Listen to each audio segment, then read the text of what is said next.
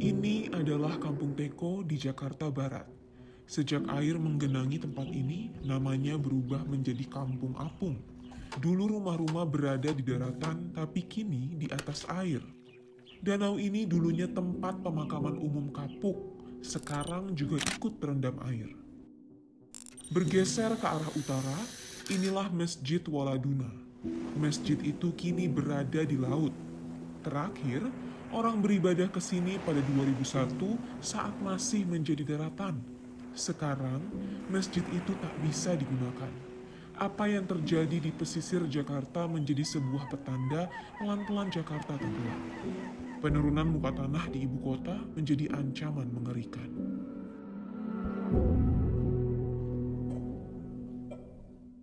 Jakarta perlahan tenggelam sejak beberapa dekade lalu. Penurunan muka tanah merata terjadi di hampir semua wilayah. Warna merah ini jadi pertanda banyak yang mulai tenggelam sejak 1997. 10 tahun kemudian, penurunan tanah semakin meluas, bahkan dekat Istana Negara. Di Kampung Apung, tanah turun 15 cm setiap tahun dan membuat rumah-rumah dibangun di atas air. Patok jalan ini adalah tanda bahwa kampung itu terus tenggelam sejak 2 dekade lalu. Jalanan tuh di bawah sini, 3 meter. Oh, ini mulai diratain ini kapan?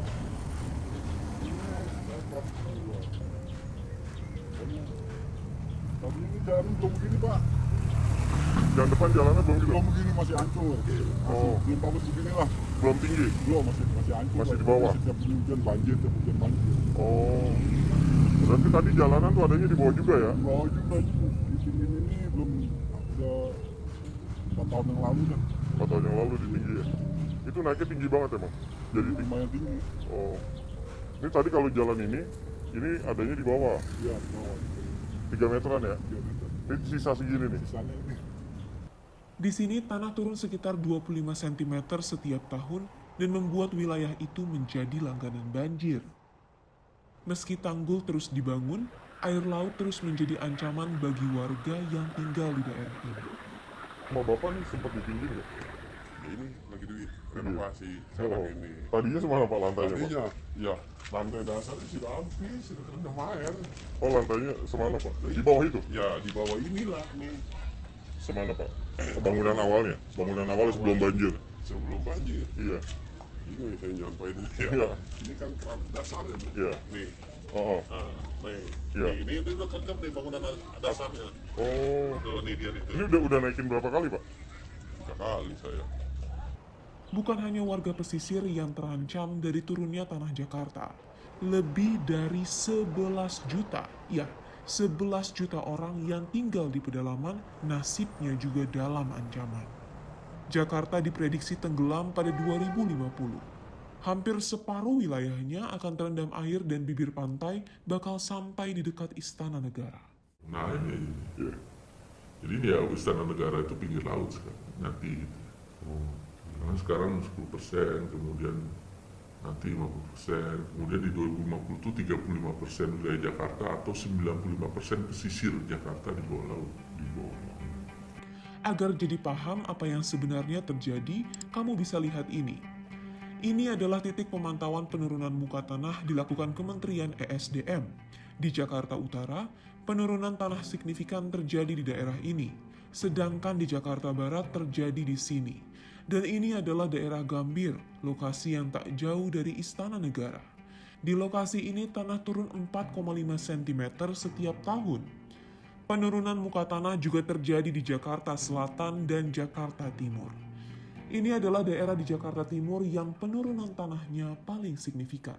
Sedangkan di Jakarta Selatan terjadi di daerah ini. Dan semua bermula dari sini, ketika Orde Baru berkuasa.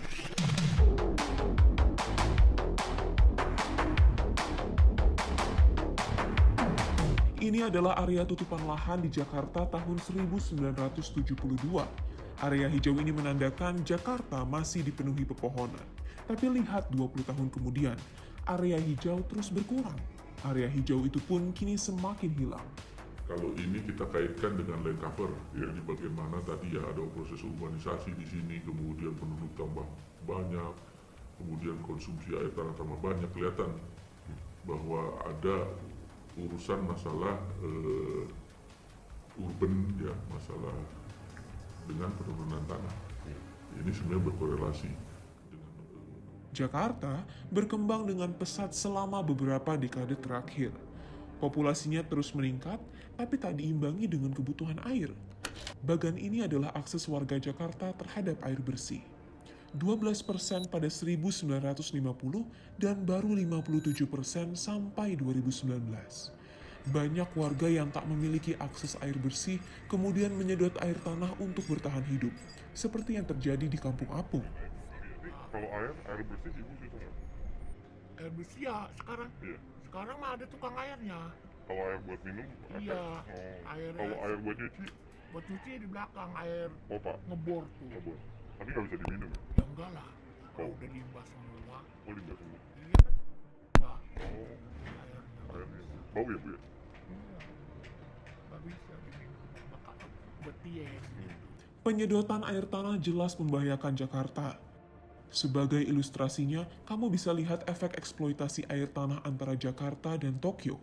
Di Tokyo, ketika penggunaan air tanah dihentikan, laju penurunan tanahnya juga ikut berhenti. Tapi lihat Jakarta, karena penggunaan air tanah masih terjadi, permukaan tanah terus turun hingga saat ini. ini contoh ya bagaimana di Tokyo nih Iya. ketika air tanahnya berhenti diambil, ada recovery, berhenti. Penurunan muka tanahnya berhenti ya? Ya, kemudian dia turun lagi. Ini kenapa berhenti? Karena masih ngurusin perang nih. Perang dunia Karena tahun lalu ya, kalau udah dia. Keburu ada yang mandi nih. Iya. Terus ini lagi, kemudian di tahun 60-an sadar bahwa di sini ada banjirop di Tokyo ya. Akhirnya mereka memberhentikan eksploitasi air tanah, recovery si airnya, si subsidinya berhenti. Tokyo mampu menghentikan laju penurunan tanah dengan menyediakan air bersih bagi warganya.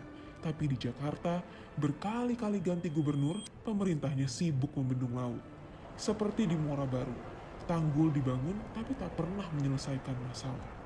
Iya, air tuh nggak setinggi inilah, nggak separah Iya. sekarang ini kalau rob ya. Iya. Asal muasalnya tanggul pertamanya itu tinggi 1 meter. Nah, setelah 1 meter air rob luber, ditambahlah tanggul bronjo. Iya. Nah, diisi batu. 2 tahun kemudian rob lagi, tumpah lagi air, ya dibangunlah tanggul ini. Kini tanah Jakarta perlahan tenggelam selama air tanah terus dieksploitasi. Jika tak ada solusi, bukan tak mungkin Jakarta benar-benar terendam.